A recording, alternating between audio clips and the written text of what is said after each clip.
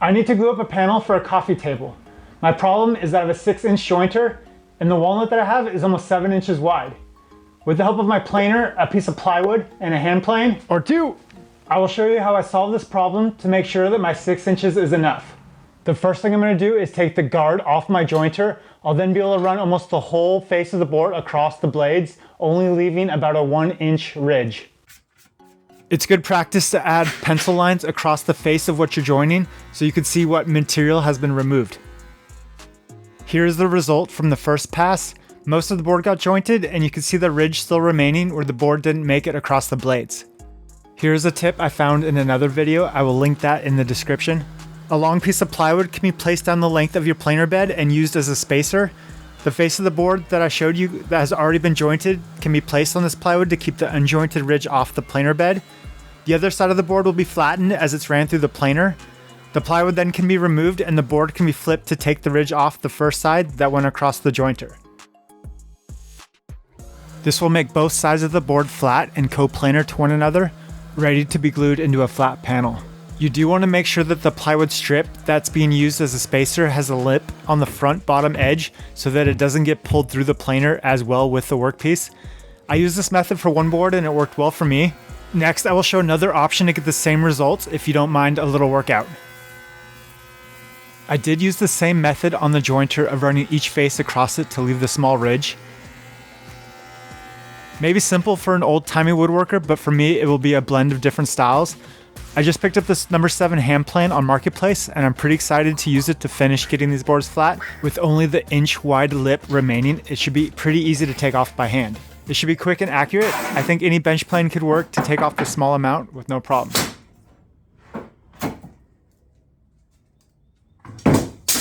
Look at that idiot! I really need a hand tool bench with a proper vise. Another project that's on my list. I'll get to it eventually. Using my new hand plane, I was able to quickly take off the ridge left from the jointer. When I started learning woodworking, it was mostly power tools. With them, you can get a lot done quickly. I kept feeling like there was something missing, something useful to finally tune a workpiece. Learning more about hand tools feels like it's filling that gap for me, and it's really bringing me new enjoyment to woodworking. This joiner plane was in good shape, and it only cost me about 80 bucks.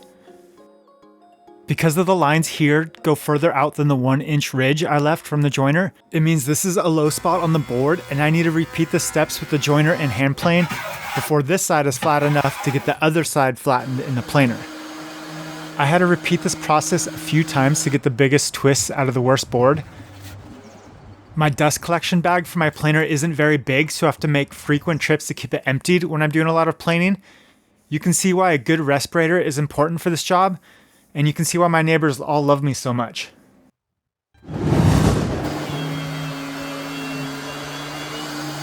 Back to the planer, I made some final passes to make sure each board has the same thickness. I'm not sure what's going to happen with this tabletop because this walnut isn't mine. I would love to finish this project, but I'm just doing the work up to the glue up, and then the friend who owns it wants to sand it, add finish, and build a base for this top to be his coffee table. This friend is limited on tools, so I wanted to make sure these slabs were stabilized. I did add epoxy in the cracks for him. Here I reorientated the board so the grain matched up and I marked a number on each one. I'm finally ready to glue these boards together so the edges need to be jointed. I don't completely trust the fence on my joiner. It's really close to being precise, but I think there's a slight bow in it, or my tables maybe aren't perfectly coplanar. I feel safer using the trick on the joiner where you fold the two boards next to each other like a book. They can be jointed together, and if one board isn't perfectly 90 degrees, the other board will still match up when they're squeezed together.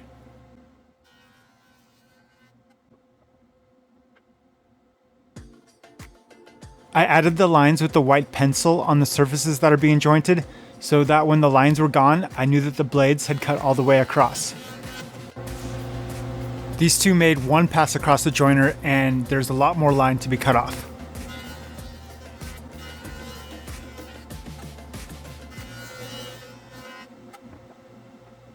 With each edge ready for one another, I added dominoes because I have one. Biscuits would be another good option. They help with alignment to prevent a ton of sanding later on. This middle piece still had a slight bow in it even after all that work. It will give me a struggle in a minute after I add glue. A biscuit or domino will keep the top and the bottom surfaces level and even while the glue dries.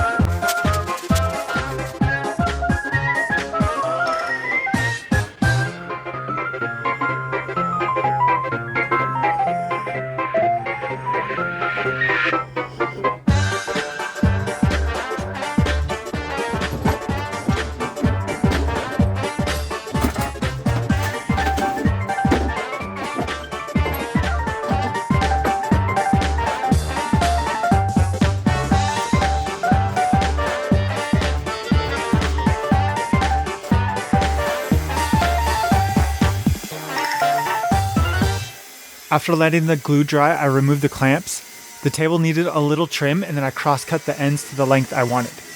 I'll do a little sanding on this table, then I'll spray it with some water to see what it'll look like with finish on it someday.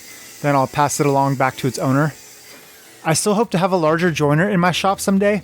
Currently, I have other tools that I would like to upgrade first. I also have a very limited amount of space that I need to take into consideration. If you need to get by, these are some methods to go with in case where 6 inches isn't enough. If space and money aren't limiting factors, then I think a huge aircraft carrier looking joiner would be amazing to have.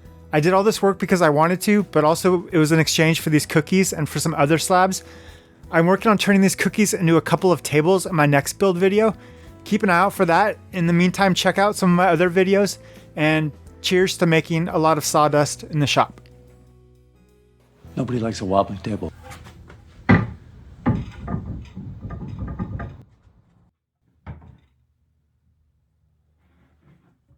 Solid, no wobbles. No. It's definitely wobbly. Well, how?